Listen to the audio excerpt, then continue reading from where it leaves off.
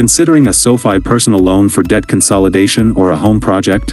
The application process is famously quick, but a little preparation can make it even smoother. Today, I've got fast tips for you. Welcome back to Guide with Samuel. A successful application is all about speed and accuracy.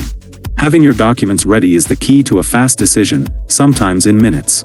First, gather your info. You'll need your social security number, proof of income, like recent pay stubs, and details on your existing debts and housing payment.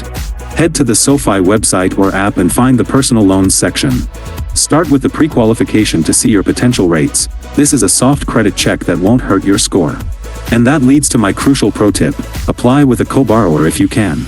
SoFi allows you to apply with a co-applicant, which can significantly boost your approval odds and potentially get you a lower interest rate if they have a strong credit history.